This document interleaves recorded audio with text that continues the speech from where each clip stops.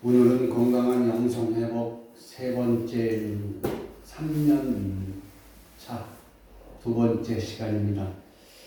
작은 제목으로는 세상을 향한 참된 희망의 빛이 되자라고 하는 작은 제목을 정해봤어요. 그 몇 년 전부터 방송, TV를 딱 틀면은 신문이든지 인터넷이든지 방송에서든지 몇 년 전인가 그래요.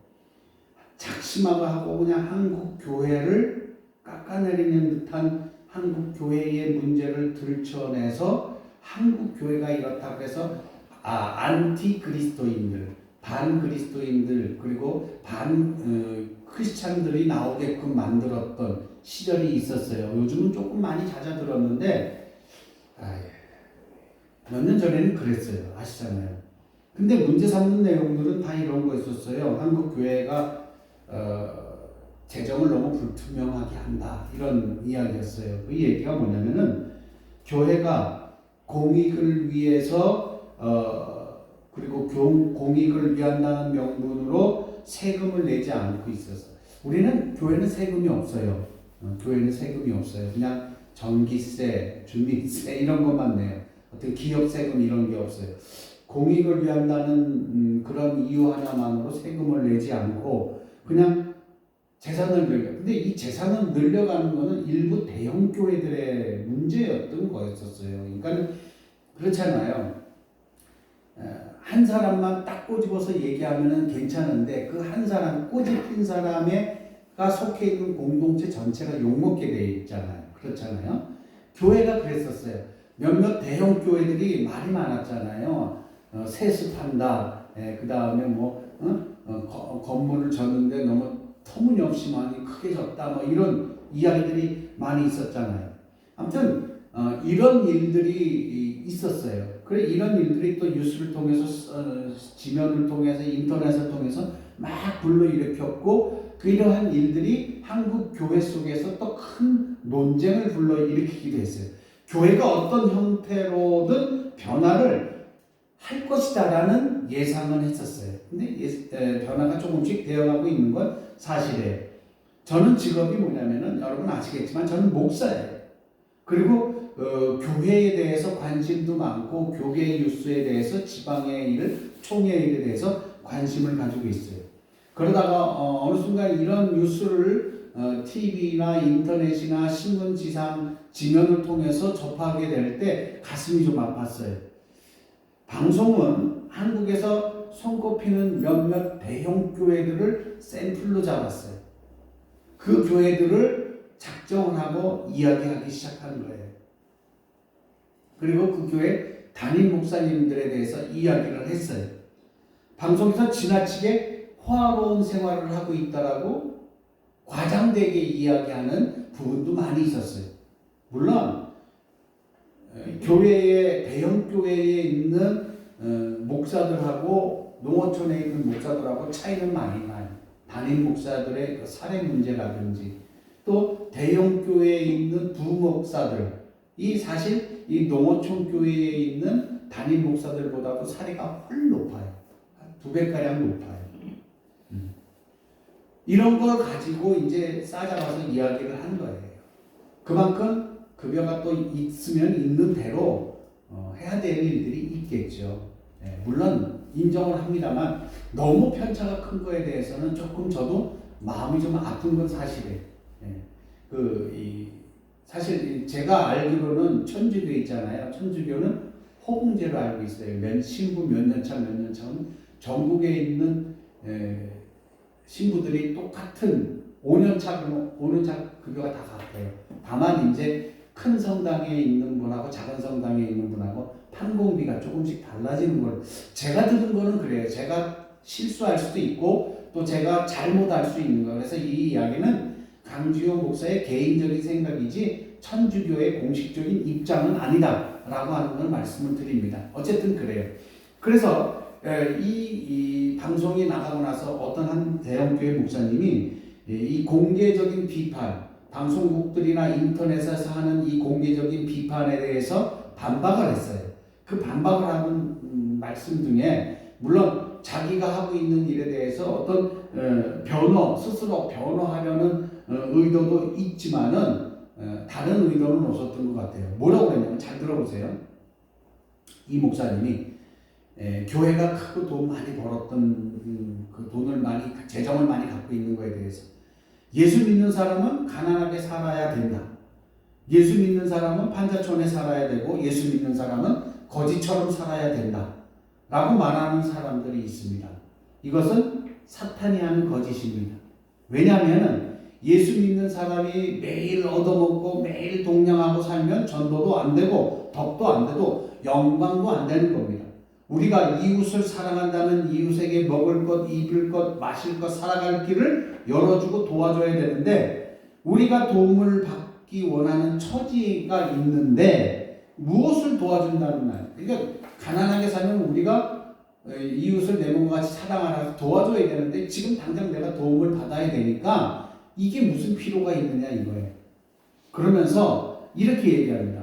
아브라함도 거부였고 야곱도 거부였고 이삭도 거부였다. 거부는 타락한 것이 아니다. 하나님을 믿고 부자된 사람은 하나님의 축복이 같이 따르는 겁니다. 이 말이 저로서 하여금 참 많은 생각을 하게 됐어요. 과연 거부가 전체가 정말 내 이웃을 내 몸과 같이 사랑하느냐? 국내 교회의 대형 교회들이 내 이웃을 내 몸과 같이 얼마만큼 사랑하느냐? 또 사랑하는 교회가 있구나. 그 교회는 참으로 아름다운 교회다. 이렇게 두 가지 생각을 놓고 참 마음이 복잡했어요. 제가 마음에. 이게 맞는 건지 잘 모르겠어요. 아무튼 간에. 그래서 이 시대의 그리스도의 교회가 그리고 그리스도인들이 과연 어떤 모습을 하고 살아가야 되는가? 이 사순절을 맞이한 우리들이 어떻게 세상을 향하여 덕을 세우고 살아가고 어떻게 살아야 하나님께 영광을 돌릴 수 있겠느냐라는 생각을 문득 하게 되었다라는 거예요. 그래서 그걸 오늘의 말씀의 제목을 잡고 하나님의 말씀을 통하여서 여러분과 함께 이 생각을 나누고자 합니다. 저 혼자만의 생각이 아니라 여러분도 말씀을 듣고 하나님의 말씀을 읽었고 그리고 제가 말씀드리는 이 말씀 속에서 여러분이 듣고 느끼는 것이 있다면 과연 우리는 어떤 모습으로 어떤 교회의 모습으로 어떤 그리스도인의 모습으로 이 세상 속에서 살아가야 될지를 스스로가 한번 생각해보는 그러한 시간이 되었으면 좋겠다라고 저는 말씀드리고 싶습니다. 여러분, 과연 교회와 그리스도인은 가난한 모습으로 덕을 세울 수 있을까요? 라고 하는 질문을 먼저 드려볼게요. 교회가 그리고 그리스도인들이 가난한 모습으로 이웃들에게 어떤 도움을 줄 수 있을까요? 라고 하는 질문. 근데 지금 당장 내가 도움을 받아야 되는 형편이에요. 그런데도 내가 도울 수 있겠는가? 이렇게 그냥 직접적으로 보고 우리가 해석을 하면은 이거는 하나님의 영광을 가질 수 있다라는 거예요. 자기도 먹을 게 없어서 매일 굶으면서 남을 도와주는 것. 제3자가 바라볼 때 그게 과연 바람직한 것인가? 내가 쫄쫄 굶으면서 내가 죽어가면서 이웃을 돕는다는 거, 어려운 사람을 돕는다는 거, 이 일 자체도 힘든 거지만 과연 제3자 입장, 특히 하나님을 모르는 사람들이 봤을 때에 이걸 어떻게 보느냐는 거죠. 제 아내하고 이런 얘기를 나눈 적이 있는 것 같은데 기억할지 모르겠네요. 제 친척 중에 예전에 지금은 은퇴하셨어요. 국정원에 다니시는 분이 있었어요. 근데 국정원에 다니시는 그분이 이제 한번 만날 기회가 있어요. 전도사 시절 때. 이제 그때 이제 뭐라고 얘기하냐면은 교회 다니는 전도사다 그랬더니 그래? 그러면서 저 한참 늦어. 봉급은 얼마 받아? 그래서 얘기를 했어요. 그래? 그럼 한 달에 지출은 어떻게 돼? 지출하면서 이제 11조 얘기했죠. 감사헌금 얘기했죠. 또 뭐 다른 헌금 뭐 얘기했죠.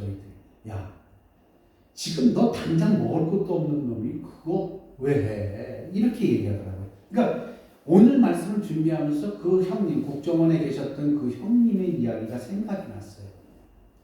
여러분, 하나님을 모르는 사람들이 이런 모습 속에서 우리를 바라볼 때 이렇게 욕한다 이거죠. 하나님의 영광을 가리는 거예요. 그러나 내가 적게 먹고 내가 적게 사용하는 것은 용납이 돼요. 그렇죠? 그러니까 헌금이라는 기준은 이렇게 생각하셔야 돼요. 내가 쓸 걸 다 쓰고 남은 거에서 헌금을 드리는 건 아니라 헌금을 드리고 나서 그 안에서 쓸 것을 써야 돼요. 저는 우리 아이들, 특히 이제 사모님이 우리 아이들한테 그런 얘기를 해요. 헌금부터 제하고 너희들이 아껴 써라. 써야 될 것에서 아껴 써라. 이렇게 얘기를 우리 자녀들에게 얘기를 해줬어요. 그래서 지금은 자기들이 아무리 어려워도 헌금부터 떼요. 자기들이 이제 급여를 받으면 그 급여 받은 거에서 11조 감사헌금, 주일헌금에서 딱 띄워놓고 그 다음에 그 안에서 자기가 모자란 부분은 좀 아껴 쓰고 내가 나가서 커피를 3잔 마시면 2잔만 마시고 이런 식으로 아껴 쓰더라고요. 헌금 생활이라는 그런 거예요. 이렇게 하는 분들이 있는가 하면은 아니다. 내가 쓸 거 다 써요. 그러고 나서 헌금하고 모자르니까 다음에 내지. 없는데 어떻게 이렇게 얘기하는 분이 있다라는 거예요. 그래서 우리가 이런 것들 있잖아요. 생활 필품들을 우리가 다 쓰고 나서 남들을 도와주는 것이 아니라 남들 도와줄 거 있으면 조금 도와주고 그 다음에 나를 조금 아꼈으면 좋겠다. 그러나 내가 못 먹고 못 쓰고 이런 것은 조금 자제해야 되지 않을까 이런 거예요. 예수 믿는 사람이 얻어먹고 동냥하고 살면 전도도 안 되는 거 아까도 말씀드렸잖아요. 교회가 세상을 향하여 줄 수 있는 것, 주어야 할 것이 그렇다고 돈이 전부가 아니에요. 그리스도인들이 세상을 향하여 줘야 될 것이 돈이 전부가 아니라는 얘기예요. 다른 것도 있다라는 얘기예요. 물질이 전부일까? 저는 아니라고 생각해요. 그리스도인이 교회가 세상에 줘야 될 것은 물질도 있지만 이 물질이 전부가 아니고 물질이 주가 아니다라는 거예요. 물질이 전부가 아니고 그리스도인이 세상을 향하여 궁극적으로 주어야 하는 것이 무엇일까라는 것을 먼저 생각해요. 근데 우리는 세상에 줘야 될 것이 물질로 먼저 생각하게 되니까 조금 궁색해지고 인색해지는 건 사실이에요. 과연 이런 관심을 가지고 오늘 본문에 대해서 귀를 기울이다 보면은 특히 이 사순절을 뜻깊게 지내고자 하는 우리들에게 중요한 가르침을 줄 수 있다. 저는 그렇게 생각했어요. 뭐냐면 오늘 본문에서 하나님은 예언자 입을 통해서 이렇게 묻고 있어요. 내가 가까운 곳에 있는 하나님인 줄만 알았느냐? 먼 곳에 있는 하나님은 하나님이 아닌 줄 아느냐? 이렇게 얘기를 해요. 본문에서. 여러분은 이 질문이 의미하는 바가 무엇이라고 생각하세요? 그리고 이해가 되세요? 가까운 곳의 하나님은 무엇을 말하는 것이고 먼 곳의 하나님은 과연 무엇을 말하는 건가? 이렇게 생각되지 않아요. 23절 한번 볼게요. 여호와의 말씀이니라 나는 가까운 데에 있는 하나님이요 먼 데에 있는 하나님은 아니냐라고 했을 때 여기 분명하게 물음표가 붙어요. 너희들이 생각할 때 가까이에 있는 하나님만 하나님이고 먼 데에 있는 하나님은 하나님이 아니냐라는 거예요. 특히 이 구절에서 하나님은 스스로 먼 곳의 하나님이기도 하다라고 하는 것을 강조하고 있는 거예요.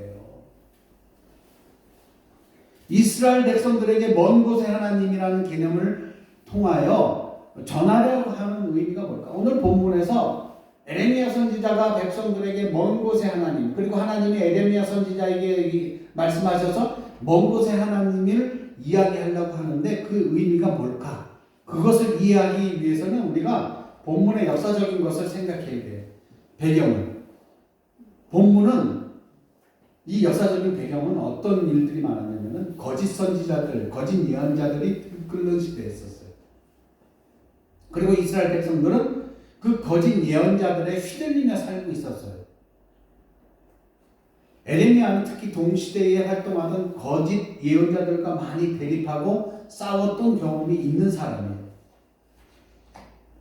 에레미야는 그들로 인해서 어려움을 많이 겪었던 예언자예요.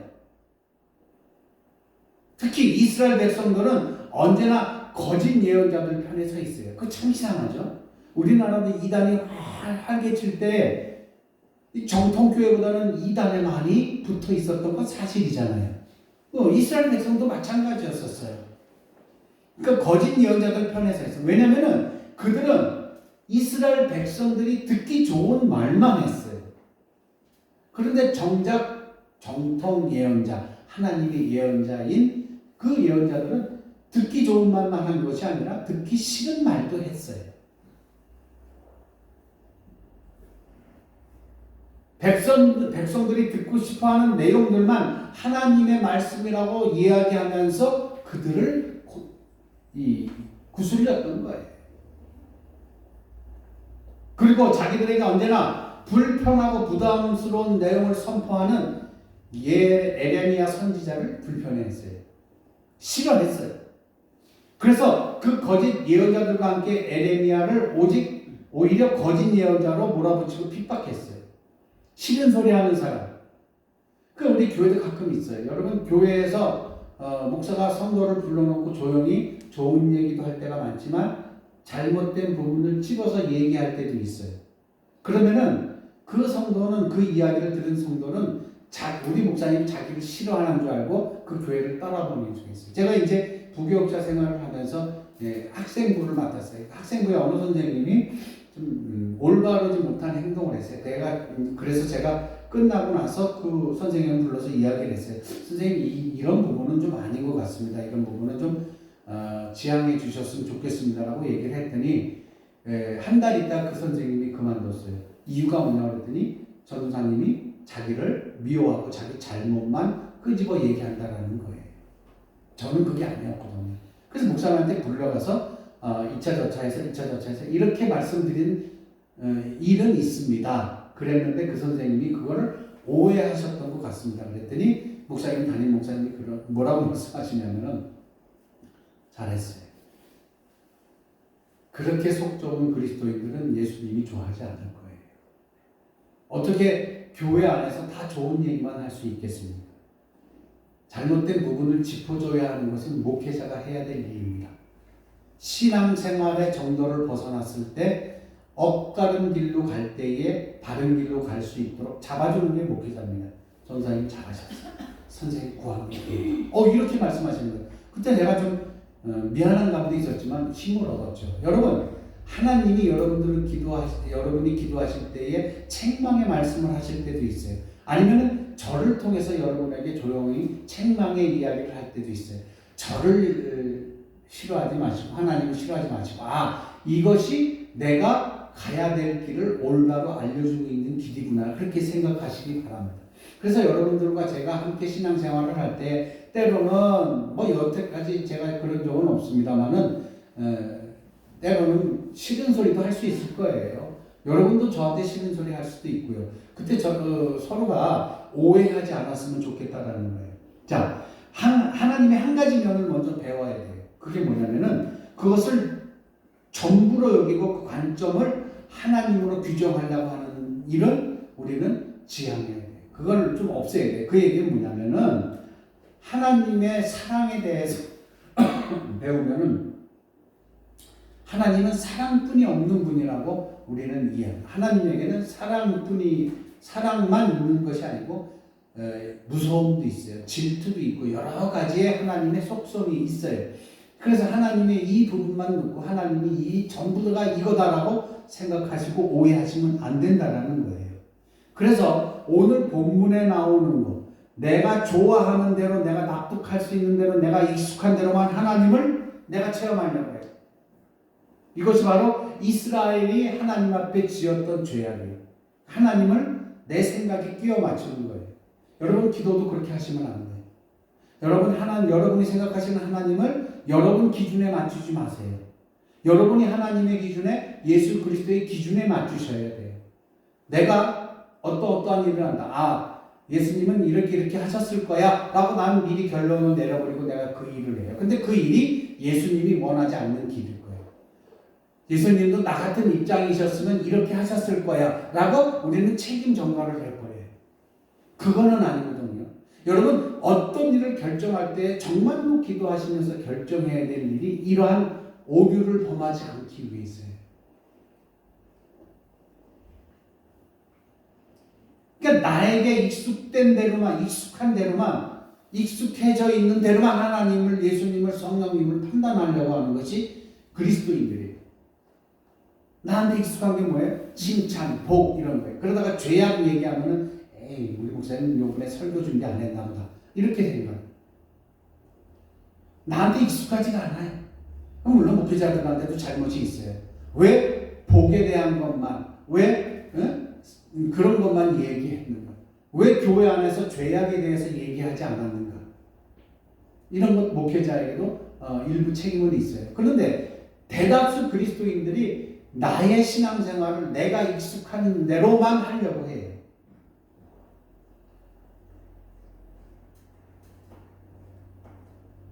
그래서 예수님이 말씀하시고 예수님이 했던 것, 나한테 익숙하지 않았던 것들은 언제나 그 나에게는 불편한 일들이에요. 부담스러운 내용이에요. 그렇게 얘기하는 에레미야 선지자가 이스라엘 백성들과 거짓 예언자들이 에레미야를 미워하게 된 동기예요. 자기들한테 익숙하지가 않거든요. 거짓 예언자들은 뭐라고 해야 되면 자기들에게 제일 좋은 얘기만 하는 거예요. 듣기 싫은 얘기를 하는 거예요. 근데 에레미야 선지자는 달랐거든요. 그래서 에레미야 예언을 싫어했던 거예요. 오히려 에레미야를 거짓 선지자로 몰아버렸던 거예요. 에레미야와 거짓 선지자들이 대립하게 된 핵심은 이런 것이었어요. 에레미야가 예언가로 활동할 때 신은 바벨론이 쳐들어왔잖아요. 그때 거짓 예언자들은 이제 바벨론이 물러갈 것이다 라고 얘기했어요. 근데 에레미야는 그게 아니었거든요. 앞으로 더 우리는 노예 생활을 할 것이다. 힘들 것이다 라고 얘기했어요. 여러분 듣기에 어느 거 듣기 좋습니까? 물러갈 것이다 라는 것이 좋지 않아요? 그렇잖아요. 이런 것들 때문에 거짓 예언자들과 에레미야 선지자가 멀어지게 된 거예요. 오늘 본문에서 말하는 가까운 곳의 하나님은 바로 이런 하나님을 의미하는 거예요. 유구한 그 이스라엘 신앙생활 전통, 신앙 전통에 익숙한 하나님의 사이입니다. 그 전통은 뭐냐면은 그 내려오던 전통은 울타리 안에서 만날 수 있는 하나님. 이스라엘의 부르짖음에 귀를 기울여 주시며 이스라엘을 고난에서 건져 주시고 그들에게 언제나 좋은 곳을 공급해 주시는 하나님. 그리고 이스라엘 신앙 전통에 따르면 이스라엘이 바벨론에게 멸망당할 수 없는 중요한 이유가 있습니다. 그들이 살고 있는 땅, 그 이유가 뭐냐? 그들이 살고 있는 이 땅은 하나님의 선조 아브라함 때부터 약속하셨던 땅이기 때문에 그곳에는 하나님의 거처가 되는 거룩한 성전이기 때문에 절대로 멸망할 수 없다라고 얘기해요. 그래서 이스라엘 백성들은 절대로 이스라엘을 멸망할 수도 없고 멸망해서도 안 되는 나라라고 생각했어요. 자기들에게 익숙한. 그래서 울타리 안에 신앙을 갖고 있는 사람들. 그것이 가까운 곳에 하나님이었던 거예요. 그런데 에레미야는 하나님이 약속으로 주신 땅에서 이스라엘 민족이 저지른 죄악이 얼마나 무서운지를 봤어요. 그리고 바벨론 군대는 하나님의 거룩한 땅을 짓밟는 하나님의 적들이 아니라 하나님이 이스라엘을 징벌하기 위해서 들어서시는 하나님의 도구라는 사실을 에레미야 선지자가 봤어요. 그래요. 약속의 땅에 산다는 것은 하나님과 함께 그리고 하나님 안에 사는 것을 의미했어요. 그런데 그 땅이 이제는 나의 땅, 내 욕망의 땅으로 변질되면서 내가 하나님 안에 사는 것이 아니라 하나님이 내 안에 존재하는 것을 요구하며 살아가고 있다는 거예요. 다시 얘기해서 우리 신앙생활이 지금까지 20, 30년, 수십 년 동안 해오면서 신앙생활 초기에는 내가 하나님 안에 살고 하나님의 말씀에 순종하고 그렇게 살았던 것이 신앙생활의 연수가 늘어가다 보니까 내 생활과 내 사회생활과 신앙생활을 접목하여서 이제 편한 대로 만들어간 거예요. 그래서 내 생활 속에 하나님이 맞춰 살아라 이렇게 요구하고 있는 거예요. 가까운 하나님이란 내가 익숙한 그러한 전통, 그러한 신앙이라는 거죠. 나에게 익숙한 울타리 안에서 만나는 하나님을 가까운 하나님이라고 이야기하고 있어요. 그 하나님은 언제나 내 편이어야 돼요. 가까운 곳의 하나님은 언제나 내 편이어야 되고 내 부족함을 채워주고 나의 요구를 들어주는 그런 하나님이라는 거죠. 우리는 하나님의 한 가지 면에 배우면 그것을 전부로 여기는 그 관점을 하나님으로 규정한다고 된다고 제가 아까 말씀드렸잖아요. 그래서 내가 좋아하는 대로, 내가 납득할 수 있는 대로, 내가 익숙한 대로만 하나님을 체험하려고 해요. 이것이 이스라엘이 갖고 있던 죄악이라는 거죠. 그렇다면은 먼 곳의 하나님은 하나님이 아니라는 얘기인가? 라는 반문을 할 수가 있어요. 오늘 23절에 먼 곳의 하나님이 아니냐라고 얘기하잖아요. 하나님이 꼭 너희가 원하는 존재야만 한다는 것인가 이거예요. 여러분에게 있어서 하나님은 어떻게? 하나님은 내가 원하는 대로 해줘야지만이 하나님이다 이렇게 생각하십니까? 하나님 때로는 승낙하고 응낙하고 채워주실 수 있는 하나님만 거절하고 돌아가게 만드시는 분도 하나님이에요. 이스라엘 백성은 그거 알잖아요. 광야에서 40년이에요. 그 길은요, 애굽에서 이스라엘 땅까지 일주일이면 넉넉 잡고 열흘이면 걸어가면 완전히 갈 수 있는 그 거리예요. 그런데 하나님은 40년 이렇게 거절 훈련 통하면서 뺑뺑 돌렸던 하나님이에요.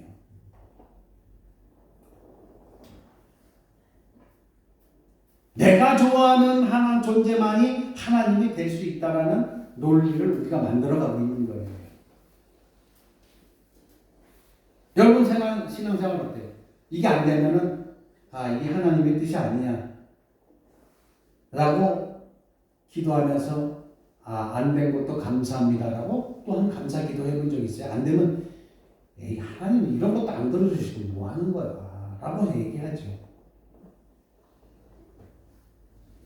자, 먼 곳의 하나님이란 내 삶의 영역 안에서만 만났던 하나님을 벗어날 것을 요구하는 개념이에요.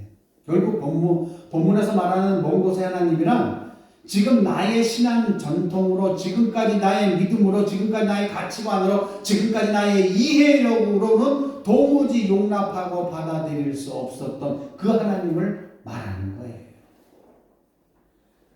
여러분, 이사야 55장에서 하나님은 이렇게 말씀하십니다. 뭐라고 말씀하시느냐면 똑바로 들으세요. 나의 생각은 너의 생각과 다르며 너의 길은 나의 길과 다르며 하늘이 땅보다 높듯이 나의 길은 너의 길보다 높으며 나의 생각은 너의 생각보다 높다. 이사야 55장 8절부터 9절까지의 말씀이에요. 이 말씀처럼 크고 높으신 하나님의 뜻을 따라서 나의 판단과 나의 욕망을 담을 수 있는 것이 아니에요. 그래서 먼 곳에 있는 하나님은 뭐냐면은 그동안 내 영역 안에서만 만날 수 있는 하나님, 긍정적인 하나님, 내가 원하면 다 들어주는 하나님, 나의 부족한 하나님을 다 들어주는 하나님, 요렇게만 생각했던 가까운 곳의 하나님이 아니라 이제는 그게 아니야, 이렇게 해서는 안 돼라고 말할 수 있는 하나님까지 신뢰할 수 있는 믿음을 가져라 이거예요. 이것이 먼 곳에 계신 하나님이라는 개념으로 얘기하고 있는 거예요. 시편 22편 1절에 나의 하나님이여 나의 하나님이여 어찌 나를 버리시나이까. 하나님이 예수님을 버리셨기 때문에 예수님께서 십자가에 달리셨던 것인가요? 그렇게 외칠 수밖에 없었던 예수님의 아픔을, 신앙적인 아픔을, 믿음의 처절한 싸움을 그냥 우리는 불신앙이라고 얘기할 수 있을까요? 예수님이 그랬잖아요. 아버지여 어찌 나를 버리시나이까.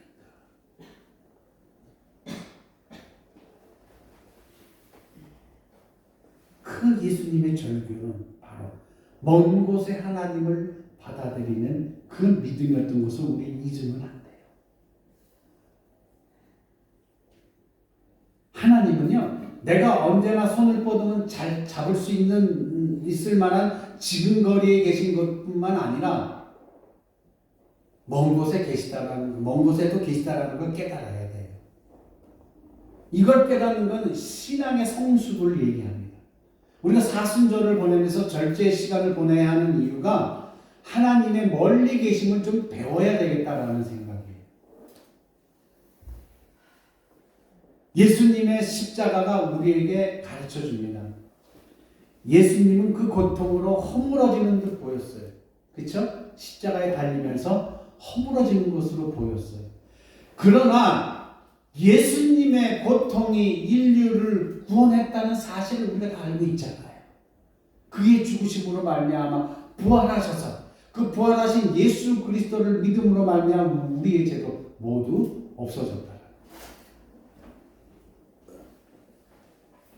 우리가 꼭 각부가 되어야지만 이 세상에서 신앙인으로서 하나님으로서 덕을 세울 수 있는 걸까요?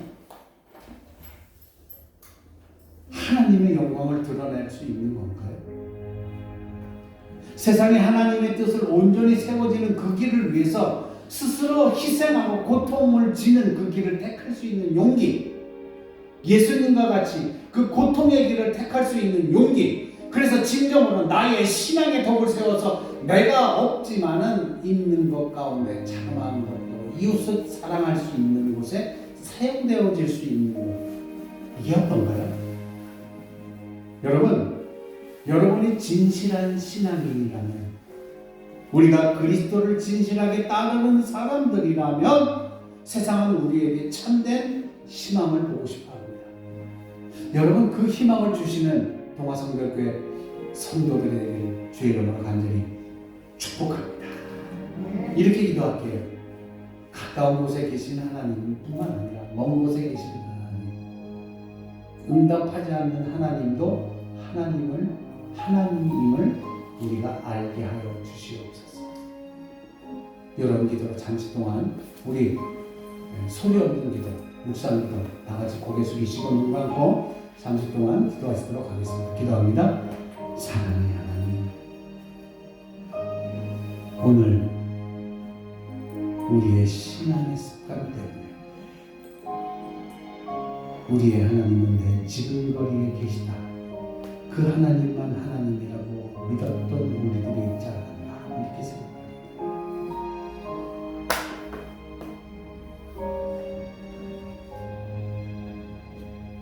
주님, 이런 어리석은 믿음을 용서하여 주시옵소서. 거절한 것도 감사, 응답하신 것도 감사, 이런 고백에 있게 하여 주시옵소서. 지금 내 신앙은 어디까지 와 있습니까? 지금 나는 어느 선까지 걸어와 있습니까? 내 믿음의 경계선이 어디에 있는지 내가 깨닫고 있습니다. 나의 올바른 믿음, 나의 하나님에 대한 생각, 나의 주 예수님에 대한 생각, 성령에 대한 생각을 어디까지 하고 있는지 깨닫게 하여 주시옵소서. 그래서 이번 사순절 기간 동안 이 모든 것을 잘 깨닫고 이해하고, 그리고 그 말씀대로 살아가는 교회와 우리의 성도들 되게 하여 주시옵소서. 감사하며 예수 그리스도의